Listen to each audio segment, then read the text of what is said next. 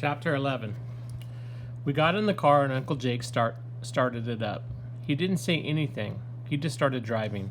And since he wasn't saying anything, I just kind of sat there thinking, boy, did I feel stupid. I had faked that my shoulder was hurt, but I really didn't know why. It wasn't just because I didn't want to tap out. I had tapped out millions of times in jiu-jitsu and it was fine. That was actually a great way to learn for the next time. So what was bothering me so much about tapping out this time? I wondered to myself. I guess Uncle Jake was wondering the same thing. Why? He finally asked as we drove down the road. But the weird thing with Uncle Jake was that the most of the time when he asked a question, he already knew the answer. I didn't know what the answer was. I don't know, Uncle Jake, I told him. Yes, you do, he replied. You just don't see it yet. Or want to admit it. Admit what, Uncle Jake? I asked him. I really had no idea what my problem was. Admit that you are jealous of Danny Reinhardt. Me? Jealous of Danny? No way. I don't even like Danny Reinhardt. Why would I be jealous of him? Because of your ego. Do you know what an ego is? I have no idea, Uncle Jake.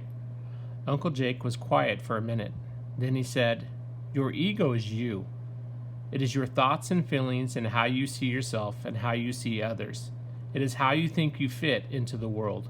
And it is what you think of yourself. I don't think I understand, I said. Wait, you're my ego? But you're me. Well, let me put it to you like this. If someone has a big ego, that means that they think they're the greatest thing in the world.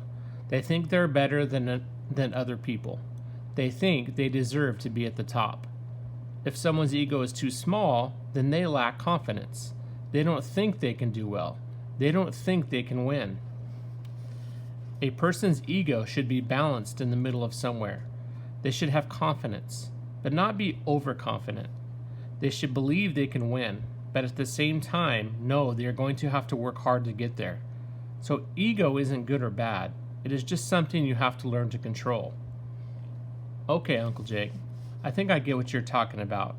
A person shouldn't think that they are the best thing in the world, but they shouldn't think that they are the worst either. Is that right? I asked. Yeah, that's it.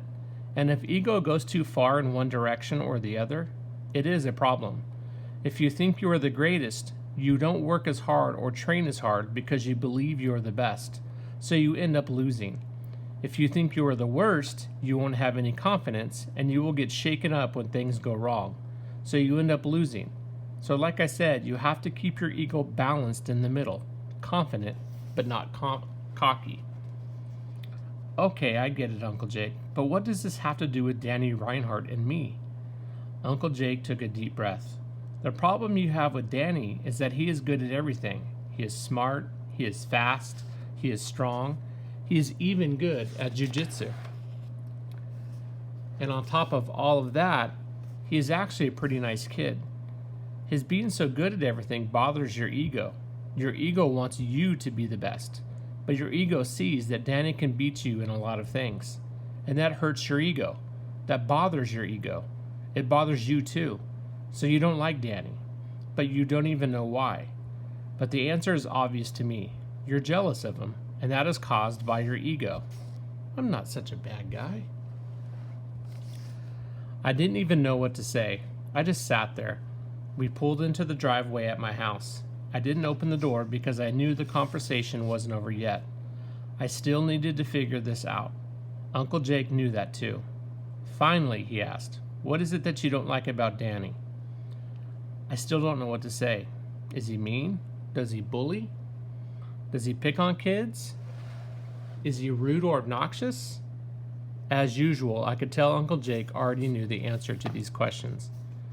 No, I answered. He's not any of those things.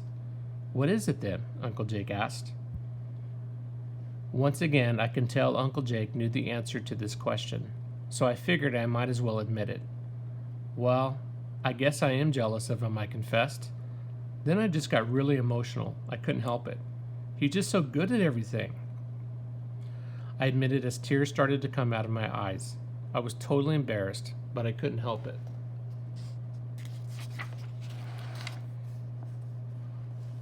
He's good at running and math and pull-ups and even jujitsu.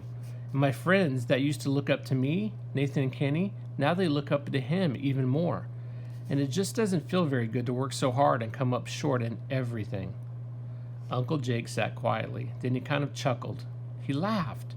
"What are you laughing at, Uncle Jake?" I asked him. He laughed a little bit more, then shook his head and said, "Ego." "What? Why is that funny?" I asked. It's funny because I've seen the same thing so many times. Ego causing all kinds of problems. It caused me more problems than you can imagine. And it is going to keep causing you problems until you get it under control. Guess what? You aren't going to be the best at everything all the time. You aren't going to beat everyone and be smarter than everyone. That's not the way things work. And if you let it bother you so much, you will always feel like this. Angry at yourself, angry at other people, angry at the world. But if you can control your ego, put your ego in check when it needs to be put in check, and allow it to be strong when it needs to be, you won't be angry. You'll be happy. You'll do better, and you'll be a better person. It all starts to make sense now, but I wasn't sure where to go with it. I thought about it a bit. Then I asked Uncle Jake, "How do I learn to get control of my ego?" Uncle Jake smiled and said, "You become friends with Danny Reinhardt." That wasn't the answer I wanted to hear. I didn't like that idea at all, but I knew that Uncle Jake was right.